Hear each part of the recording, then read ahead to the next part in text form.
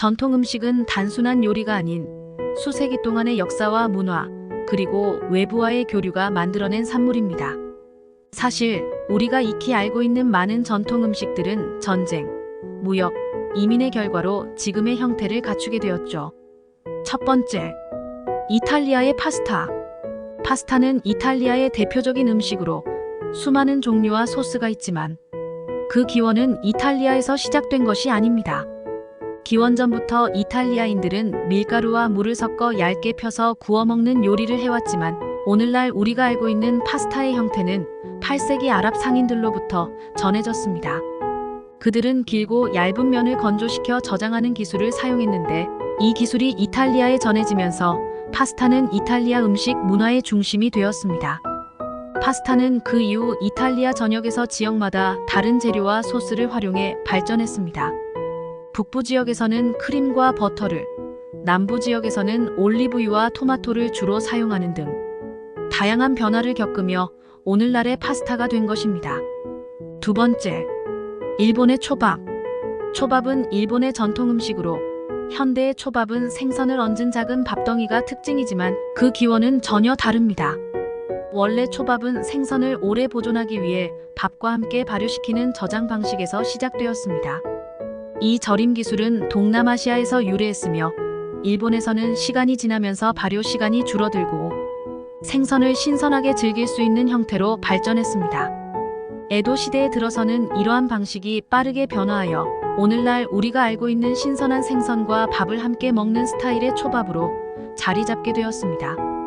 이 과정에서 초밥의 종류도 다양해졌고 니기리, 마키, 사시미 등 여러 형태의 초밥이 생겨났습니다.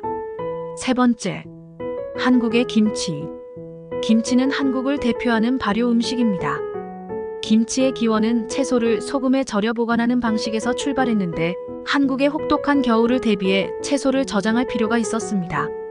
16세기 이전의 김치는 주로 문화배추를 소금에 절인 형태였으며 지금과 같은 매운 김치는 고추가 전래된 이후부터 발전했습니다. 고추는 16세기 말 포르투갈 상인들에 의해 한국에 전해졌고 이후 고추를 사용한 김치가 널리 퍼지게 되었습니다. 오늘날 김치는 단순한 반찬을 넘어 세계적인 건강식으로 주목받고 있으며 프로바이오틱스가 풍부한 발효식품으로서 다양한 연구에서 그 건강 효능이 입증되었습니다. 김치는 단순한 저장 음식을 넘어서 한국인의 정체성과 건강을 상징하는 음식이 되었습니다. 네 번째, 멕시코의 타코. 타코는 멕시코의 대표적인 길거리 음식이지만 그 기원은 아주 오래전으로 거슬러 올라갑니다. 마야 문명은 옥수수를 주식으로 삼았고 옥수수는 멕시코의 타코 문화의 기초가 되었습니다.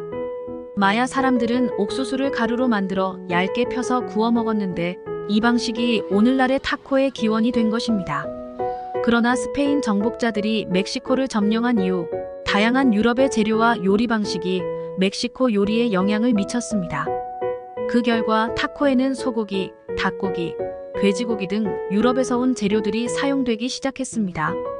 오늘날의 타코는 멕시코의 전통과 스페인의 영향을 모두 반영하고 있는 상징적인 음식입니다. 다섯 번째, 인도의 카레. 인도의 카레는 수천 년 동안 인도 전역에서 먹어온 전통 음식입니다. 그러나 오늘날 우리가 알고 있는 카레는 영국의 식민 통치 시기와 깊은 관련이 있습니다. 18세기 영국인들은 인도의 다양한 향신료와 요리법에 매료되었고 이를 본국으로 가져가면서 카레라는 이름이 붙은 요리가 유럽 전역에 퍼졌습니다. 사실 인도 내에서도 지역에 따라 카레의 형태와 맛은 매우 다양합니다. 북인도에서는 크림과 요거트를 사용한 부드러운 카레가 주를 이루고 남인도에서는 코코넛 밀크와 매운 향신료를 사용한 강렬한 카레가 많습니다. 이런 다양한 카레의 발전은 지역적 특색과 외부의 영향을 받아 지금까지 이어져 오고 있습니다. 여섯 번째, 프랑스의 크로와상. 크로와상은 프랑스의 전통빵으로 잘 알려져 있지만 그 기원은 오스트리아에 있습니다. 17세기 오스트리아에서 만들어진 키플이라는 빵이 오늘날의 크로와상의 전신입니다. 이 빵은 오스트리아에서 유래했으나 19세기 프랑스에 전해져 버터를 사용한 바삭한 빵으로 변화하게 되었습니다.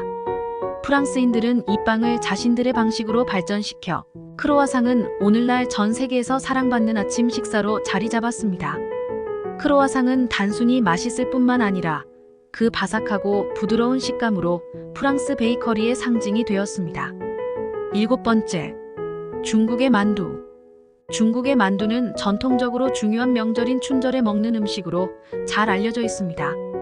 만두의 기원은 중국 삼국시대의 군사 전략가 제갈량에 의해 만들어졌다는 전설이 있습니다. 제갈량이 전쟁 중 병사들의 건강을 위해 고기를 다져 밀가루 반죽에 싸서 쪄먹게 했다는 이야기가 전해집니다. 이후 만두는 중국 전역에서 다양하게 발전했고 지금도 명절이나 가족이 모이는 자리에서 만두를 먹는 문화가 이어지고 있습니다. 또한 만두는 중국의 이민자들을 통해 세계 각국으로 퍼져나갔으며 각국의 입맛에 맞게 변형된 만두가 존재합니다. 이처럼 각국의 전통 음식은 그 나라의 역사, 문화, 그리고 외부와의 교류가 어떻게 이루어졌는지를 보여줍니다. 음식은 단순한 생존의 수단을 넘어서 한 나라의 정체성과 가치를 담고 있습니다.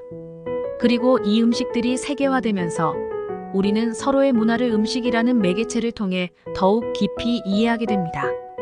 여러분이 오늘 먹는 한 끼 식사는 그저 맛있는 음식 그 이상일 수 있습니다. 그 안에 담긴 역사를 알고 나면 더 깊은 감동과 의미를 느낄 수 있겠죠.